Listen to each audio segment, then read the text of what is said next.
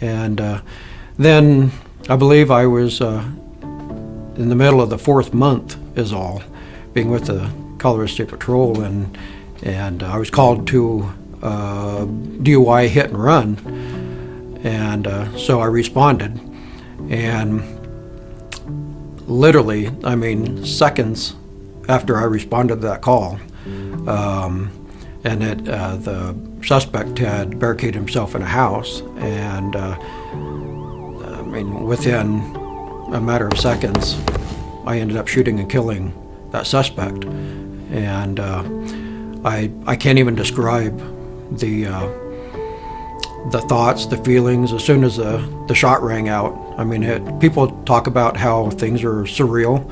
I'd never experienced that before, and I'd never experienced it since then. It was like things weren't really happening. What just happened didn't really happen, and doing CPR on him and everything, I mean, it's just it wasn't real.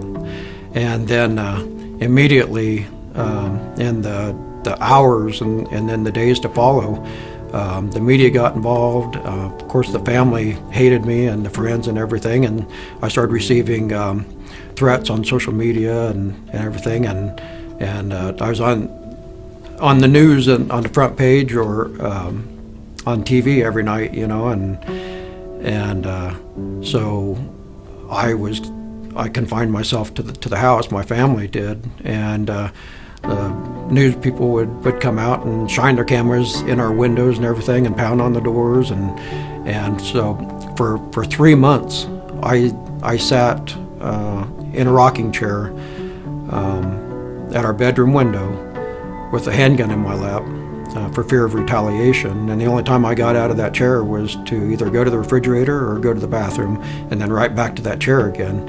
And so for 3 months, that's how I lived. We didn't. My wife worked, but I didn't go out of the house.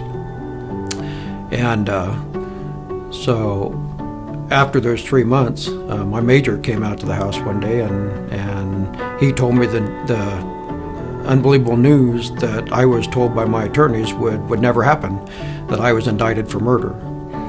And so after that, I mean, I had been suicidal, had suicidal thoughts, and just depression and everything. I was blaming myself for putting my family through the shame and embarrassment and everything. But after I was indicted, I mean, it was like the few threads that I had left in life were gone, were cut.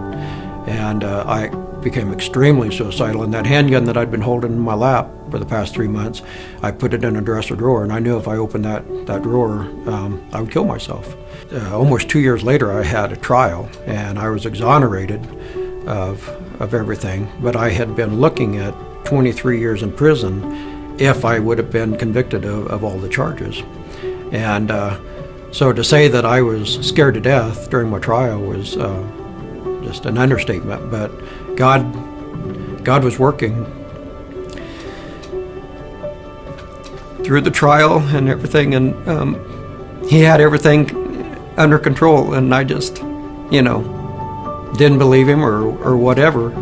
And I'm sure he told me many times that he had everything under control. And so anyway, I was exonerated, and but unfortunately 5 months after that, the State Patrol fired me just for political reasons, and they just turned their backs on me. And the local troopers didn't. They were always great and everything, supported me, but the State Patrol as a whole did. And so anyways, I had a lot of people that I had to forgive, that I needed to forgive. And to say that it was difficult, to forgive these people, that had a hand in everything that I went through, that my family went through, it was extremely difficult, but I knew I had to. The Bible said that I had to.